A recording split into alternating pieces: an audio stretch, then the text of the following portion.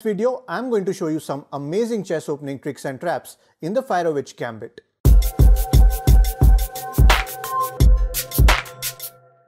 Let's start with the opening.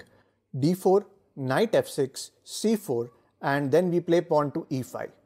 After this, white takes our pawn and then we play knight to e4. This is the Fire-Witch variation. As you know, if we play knight to g4, then this turns into the Budapest defense. I have made a complete video on the Budapest Gambit. You can check that out by clicking on the link in the comment section. Anyway, now let's look at the Fire-Witch variation. From here, you will see three popular responses from white: pawn to f3, pawn to a3, and knight to f3. I will show you all the traps in each of these three lines. So the first one could be pawn to f3, attacking your knight. This is one of the worst moves that white can play. Let's see how you can completely destroy your opponent from here. We start with bishop b4 check. He can block with any of these pieces, but it does not matter. After this, we will play queen h4 check. The only legal move he has is to block with this pawn.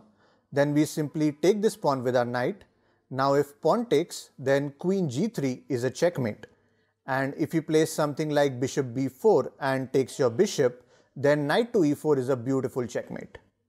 Okay, now before moving on to the next response, do show your support for this video by hitting the thumbs up button below. It tells me how much you have enjoyed this topic and motivates me to make more such videos.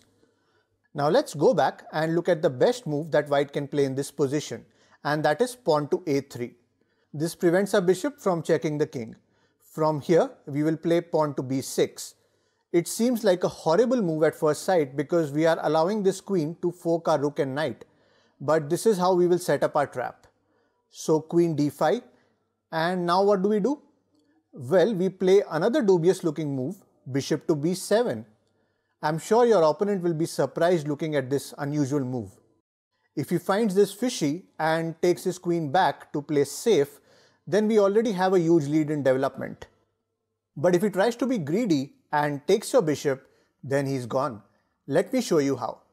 After queen takes bishop, we will play knight to c6. By now, white realizes that his queen is in trouble. The only safe square for the queen is a6. Then we play knight to c5, attacking the queen. Now again, he has only one safe square to go, and that is b5. And now after a6, believe it or not, his queen is trapped. Ultimately, after these captures, you have a queen for a knight and bishop, which is like a huge advantage. Most of your opponents might just resign from here. Now we have one more interesting variation to look at. But first, I would like to remind that if you want to learn some cool chess tricks and become a better chess player, then you should subscribe to our channel right now. And don't forget to hit the bell to turn on all notifications. Now let's look at another popular response from white. In this position, what if white plays a normal development move like knight to f3? Well, in that case, we will go with the same idea, but with a little twist. Let's see what that is. First, we will play b6 as usual, enticing white to go for queen d5. Then bishop b7, queen takes, then knight c6. Then as expected, this queen looks to escape from here. And now comes the twist. You need to be very careful here. You cannot straight away go for knight c5 because then this queen will escape from here. Therefore, you first need to play this in-between move, bishop to b4 check. Now whichever way he blocks, you will simply play knight to c5 and attack the queen. By bringing out the bishop first, you keep control of this a3 square and prevent the queen from escaping this way. That's why this move is very important before playing knight to c5. As you can see, now white has no option.